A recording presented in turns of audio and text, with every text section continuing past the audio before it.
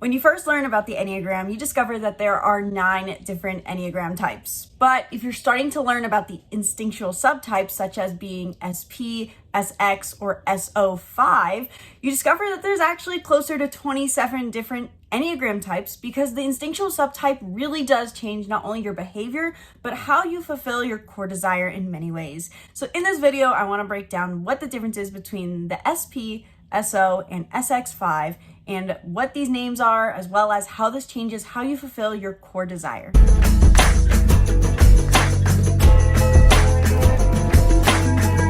Hello and welcome back to the channel. I'm Isabel, and today I want to do something different than I normally do. If you are subscribed to the YouTube channel, you know that I talk a lot about astrology, which to many Enneagram people is, spiritual juju, which is fine. But today I wanted to talk about the Enneagram because I used to talk about the Enneagram a lot and have taken a long break just because there's so much to cover about astrology. And so I wanted to talk about what the instinctual subtypes are and how these really do genuinely make it so that there's closer to 27 Enneagram types. And I'll be sharing a lot from The Complete Enneagram by Beatrice Chestnut. And so this is not necessarily original entirely interpretation. This is a lot from her book. Her book has really helped me understand the instinctual subtypes, as well as seeing these from my own personal experience. So if you don't know anything about the instinctual subtypes, what are they? The instinctual subtypes are the idea that, in my view, how we as human beings really do see that we need 3 major things for survival. We need shelter, companionship, and a tribe. The instinctual subtypes are the idea that with our core Enneagram desire, in this case for the Enneagram 5, the desire for resources, capability, knowledge, there's 3 different ways this can play out, and based off of how you see, based off of what you see, gives you most guaranteed survival.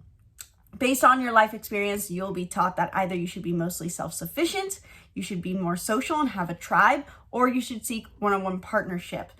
And while we do have all of these that we need, there's one that will become dominant. Just like an Enneagram wing, how you can become dominant in 5 wing 4 or 5 wing 6, you will have a dominant instinctual subtype. And it is also said that when you know your instinctual subtype, you will be most compatible with someone who is the same instinctual subtype as you.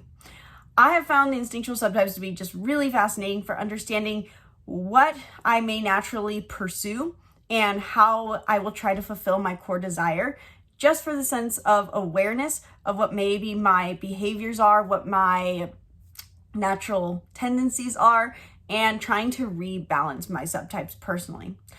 So before I go into the 3 different instinctual subtypes for the Enneagram 5, let's do a quick recap on what the Enneagram 5 is. I'm gonna make it pretty short because I do have a video on the Enneagram 5, and I'll put a card up here so that you guys can check out my whole Enneagram 5 playlist. But the Enneagram 5 is known as the Investigator. Their core desire is capability in the end. They're taught from an early age that they should be completely self-sufficient, and the best way to do that is through having their own knowledge, their own resources, and their own alone time. These people tend to be stereotypically very cerebral, analytical, data-oriented, solitary. These people seem to prefer their own space and want to do things on their own schedule. The best way to identify an Enneagram 5, in my personal life view, is they will always have statistics for things or have one very major statistic for things. For example, my brother, he literally has calculated how much every protein shake costs him by the cent when he buys in bulk, and how much every day it costs him. Another example is met someone through rock climbing, and he knew that it was exactly 0.72 miles to get from the trailhead to the climbing wall. They're gonna have weird statistics. That's my personal view. Maybe there's other things. Let me know how you have been able to identify an Enneagram 5 in the comments below. But overall, the Enneagram 5 is someone who is focused on analysis and focused on maintaining their own self-sufficiency through independence. They do this through logic. They're very stereotypically left-brained. Everything is about what is logical to do. So there's a focus on resources. Core desires capability, core desires resources. Their deadly sin is avarice because they tend to hoard these resources in time and space. But depending on your instinctual subtype, you will see resources as different things potentially. So for example, the SP5 is going to be the most stereotypical 5. They hoard literal resources. They're known as the castle defender. Whereas the SO and the SX9, SO and XX5 are going to see that resources are something different. For example, knowledge, or maybe even a partner. So really quick recap for what the 3 instinctual subtypes are to clarify a little better before explaining what each subtype is specifically for the 5. There's SX, sexual, SO, social, and SP, self-preservation. The self-preservation subtype is focused on preserving the self. The self-preservation, also known as the SP subtype for any of the Enneagram types, is going to try to preserve themselves through physical security in some form or fashion. They're going to keep to themselves, keep their resources, try to acquire financial resources or physical resources to maintain stability, at least in my interpretation. And I feel like I have to keep adding that in because I know Enneagram coaches may come at me for saying things wrong. This is just from my understanding. The SX5, or any SX subtype, the sexual 5, or any SX type, is focused on one-on-one connection. The sexual subtype sees that the best way to maintain security and fulfill their core desire is through finding it in another person. The sexual of any Enneagram is, in a way, the epitome of codependency. It's relying and leaning on someone else to fulfill our core desire. These people tend to be, as sexual subtypes, either more aggressive or more emotional, from what I've gathered from reading about all the different sexual Enneagram types from 1 through 9. And then the social subtype sees that the best way to fulfill their core desire is through social hierarchy, whether that is being on the bottom end of the hierarchy or on the upper end. They see that they need a social unit and a tribe in order to maintain and attain their core desire and avoid their core fear. So without further ado, now that we've got that whole spiel out of the way, what does it mean to have an SO, SX, and SP subtype as an Enneagram 5? The self-preservation SP5 is known as the castle defender, or castle in Beatrice Chestnut's book, The Complete Enneagram. The SP5 is the stereotypical 5. These are the ones that I see as, in a way, like, it's been a long time since I've watched this, but Rabbit from Winnie the Pooh, where they want all their resources. They prefer to keep to themselves, hide in their little hole, or like Bilbo Baggins in The Hobbit. These are stereotypical 5s where they just want to stay inside their comfort zone, and they see that the way to fulfill their desire for capability and resources is through having physical capability and physical resources. These people feel most secure when they have all the knowledge and things they need for survival around them. These are the people who stereotypically, they say, hide in their homes, and everything about their persona tends to be very reserved, as they see no need to express and connect with the outside world because all they need for security is their own little home. These people tend to live a bit more of frugal lives, as I've observed, and from what Beatrice Chestnut says, and they can seem a bit like the stereotypical 5, very scarce. Avarice really seems to get the best of these people for the SP5. This does also mean, though, because of this, that this is their way of fulfilling their core desire. So it's a thin line to walk, or a fine line to walk, between letting this go to too extreme, but also fulfilling your core desire. And that's something for you to figure out for yourself. So while the SP5 may in the extreme, live a very frugal life and just keep to their own little house and try to hoard their resources physically, whether that's food or finances or space even. This is also how they find their security. They find their core desire. And we know that our Enneagram core desire is something that needs to be fulfilled, even though we do also additionally need to step into our growth. So the SP5 needs to feel like they have their physical security, and they do this by making sure that they have the things that they need for survival, which include, food, home, shelter, finances, and of course, space. To the SP5, space is necessary. These people need a lot of alone time. They need to feel like they have physical space to unwind. Having any sort of social pressures or social interactions for long durations of time can be very draining to these people. These people need a lot more time to recharge. And I would argue that it'd be impossible to be an SP5 and not be an introvert. I think personally, you'd have to be an introvert to be an SP5, but I would love to hear thoughts in the comments below if you're an extroverted SP5. The name The Castle Defender really does fit the SP5 well, in the sense that they see that their physical home and their resources is their castle, is their royalty. However, at the same time, as the Castle Defender, what this can do is block people out. So what happens for any SP type, I believe, but especially for the SP5 in this case, since we're talking about the 5, is because they're looking for resources and they know how to fulfill that through physical comfort, they may also, as a result, block out other needs. Because while we do have a dominant instinctual subtype, as far as I can understand, we do still need a social outlet and one-on-one connection in order to attain survival. That's part of why we're here. So what happens for the SP5 is, as the Castle Defender, they can keep the gate up and keep the bridge up to keep people from getting in and become very solitary to the point of isolation that can lead to depression. So while they need their resources, this may also be a mechanism that keeps people from entering their life.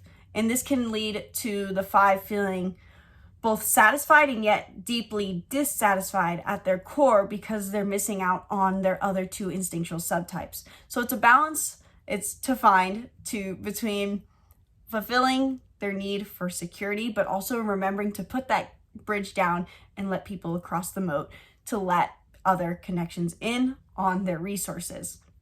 With the SP5, of course, as they are the stereotypical 5, the most introverted, arguably, of the 5 subtypes, these people may also, in a sense of expression, also have this bit of castle defending mentality. The SP5 tends to be one that doesn't like to express much emotion, and this can lead to their partners or close friends and family feeling like they never show their cards. And that is something for the SP5 to be aware of, work with, but also just honor, given the fact that they're going to be less emotionally expressive. However, it is good to note that maybe there's times where you don't have to defend the castle of your emotions, and expressing what you're thinking and feeling can be beneficial to your relationships. And last quick note on the SP5 that I want to make before we move on to the SO5. Personally, I see that the SP5 can often be mistaken for a 9, just given the fact that these people seem to hoard their comfort. I know me as a 9 and my brother as an SP5, we have a lot of commonalities. Oftentimes, we both seem very harmony driven. We're both very conflict avoidant at times. Arguably, I'm more conflict driven than he is.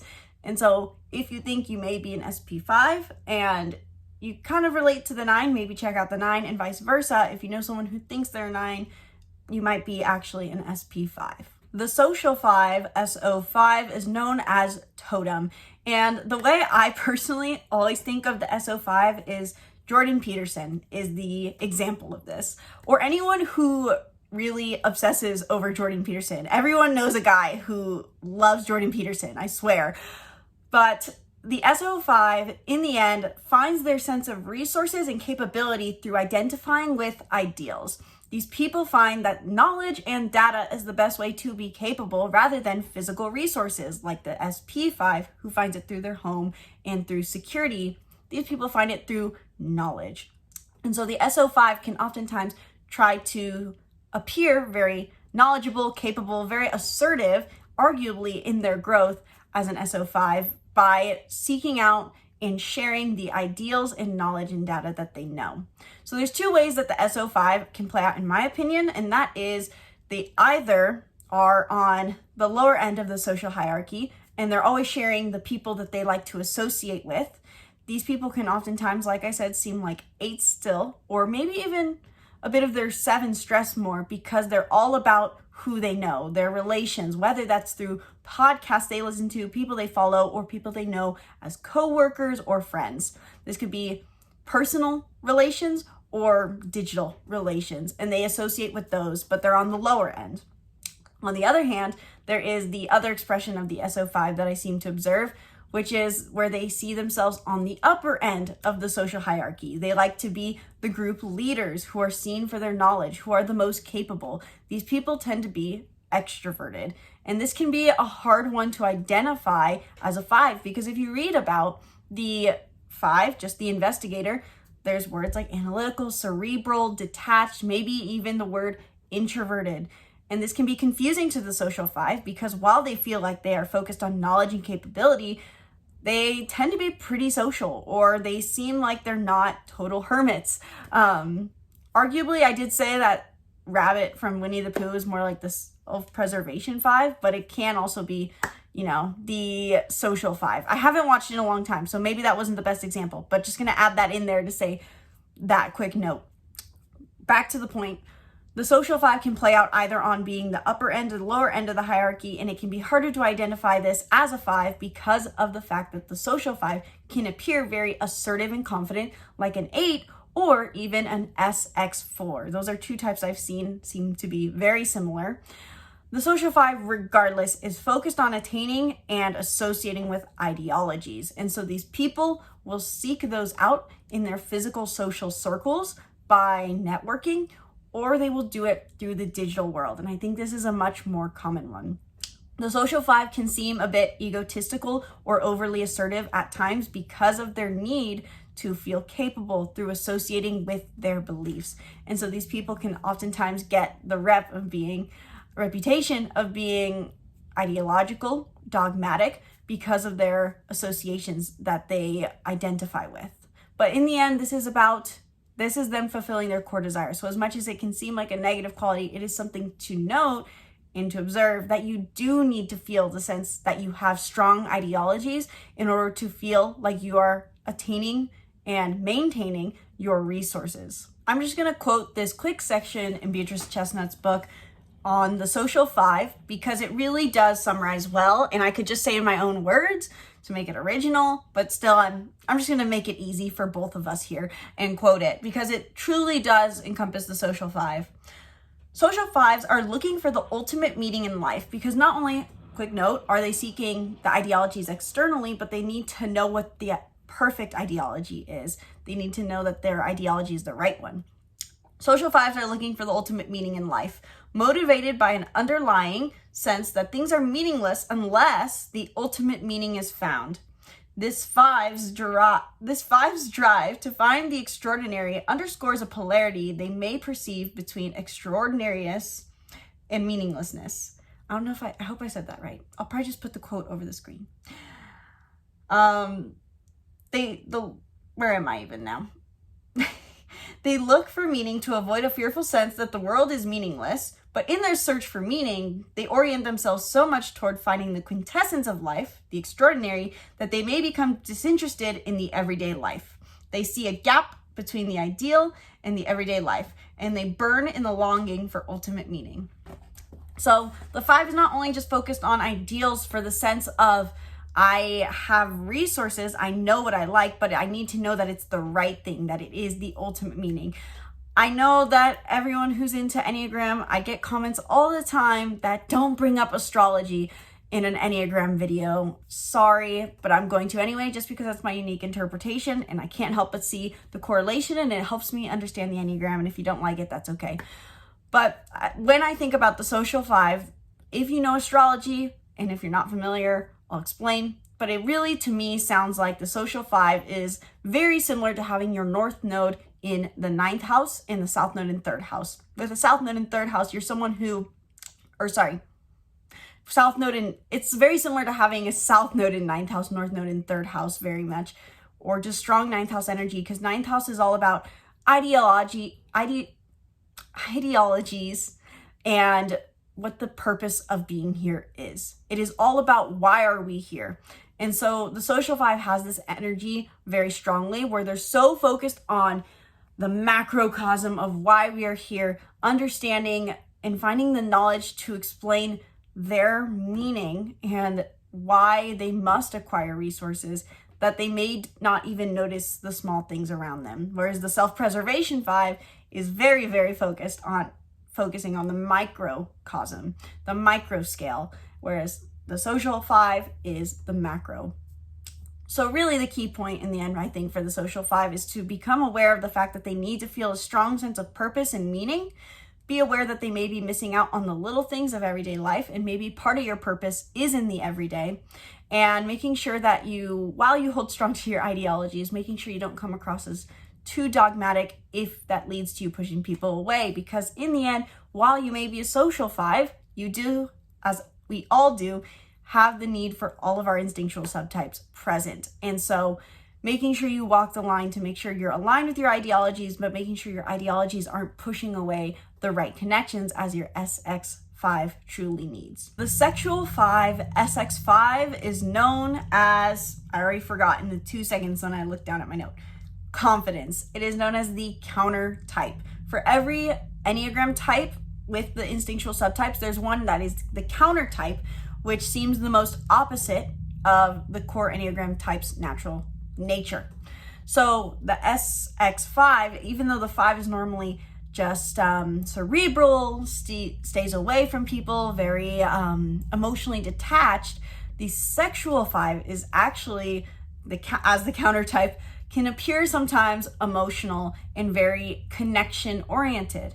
And that is because the SX5 seeks resources and capability through the perfect partner. In a way, for all the 5 subtypes, the 3-5 subtypes, there is a focus on perfect, because the 5, as being so logical, sees that things are supposed to be right. Very similar to a 1, honestly. But where they seek that perfection or the extraordinary or the rightness is going to be dependent on what your subtype is. So the SP5 seeks out the perfect home. And their idea of perfect might be very chaotic and scattered, but it's perfect because it's right and it's logical. The SO5 seeks the perfect, extraordinary social hierarchy and ideals, set of ideals, people to follow.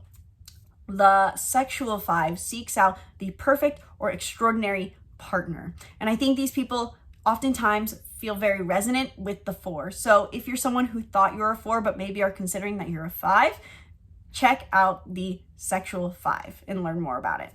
So the sexual 5 seeks out the perfect partner. They see that the best way to acquire their resources is to find the resources in another person. They're looking for someone to match the qualities, ideologies, beliefs, values that they hold. And they are always on the pursuit of the partner. In my interpretation, I would think how this plays out as a 5, as an SX5, is probably that if you're searching out the perfect partner, someone who meets all your resources, you're bound to always be looking, you're bound to be on a wild goose chase. I think that's the phrase. I haven't used that phrase in a long time, but I'm pretty sure I'm saying it right. So the 5 can be on the constant pursuit of something that is not attainable, because people are imperfect and they're looking for this extraordinary, unique, special partner that's going to meet all of their needs or all of their values. That is frankly impossible, because the 5, out of fear of, with their avarice, can fear that they will get tied to something that is not going to be what they want. And so they can always bounce from one person to the next. And if you're SX5 hearing this, it might feel like a bit of a punch to the gut, like, ouch, okay, is there anything good? Yes, the SX5 this is your core desire in the end. And so this is something that needs to be fulfilled. And the way to do that is through recognizing the values that people do align with. You do want one-on-one connection. And in my interpretation, the way I see this is that this doesn't have to technically be a romantic connection. Yes, the word is sexual. However, to bring in astrology again, I know, shun me, but I think of this as very much 7th house energy, because this is about one-on-one connection. The sexual subtype for any type needs to connect one-on-one. And yes, that does eventually form into a marriage, into a relationship. But here's the deal. Like astrology says, the 7th house is the house of marriage, but it's also the house of friendship.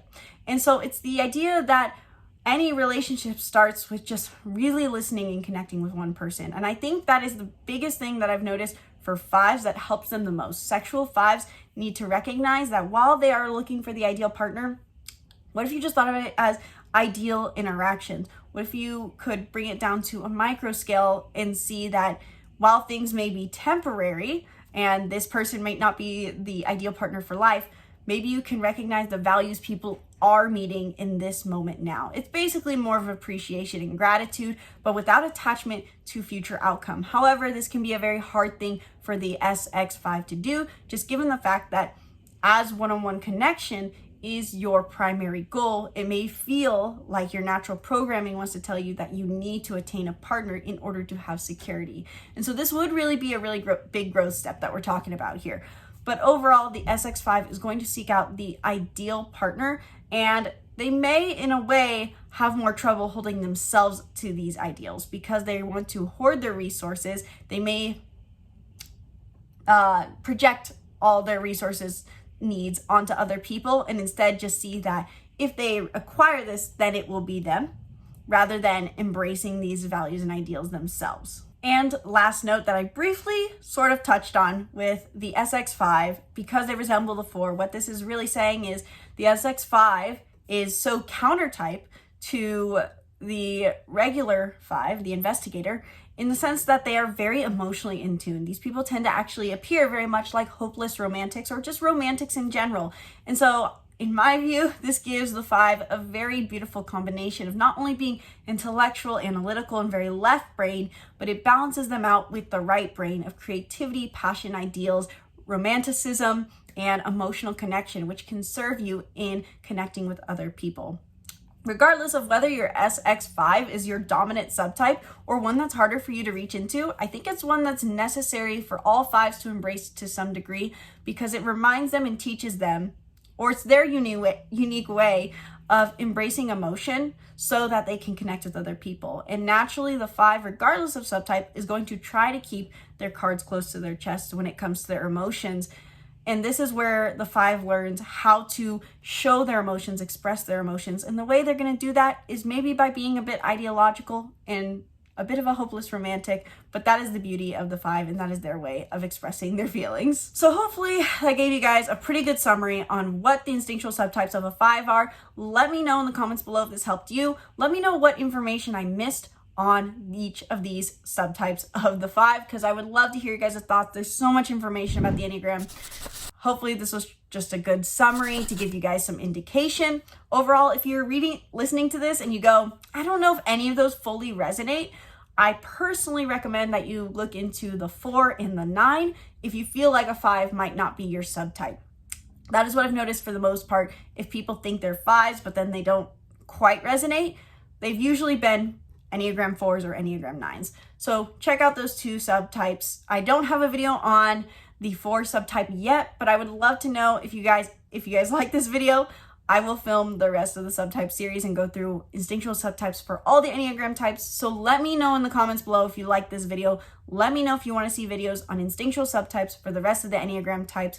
And be sure to subscribe to the YouTube channel and stay tuned for more videos. And if you check out the link in the description below, you can grab my free Enneagram cheat sheets that give an overview to the 9 types. If you're fairly new to the Enneagram, or if you just want to have something on hand for reviewing your type or when you're typing other people, check out my cheat sheets. They're free. Download them below.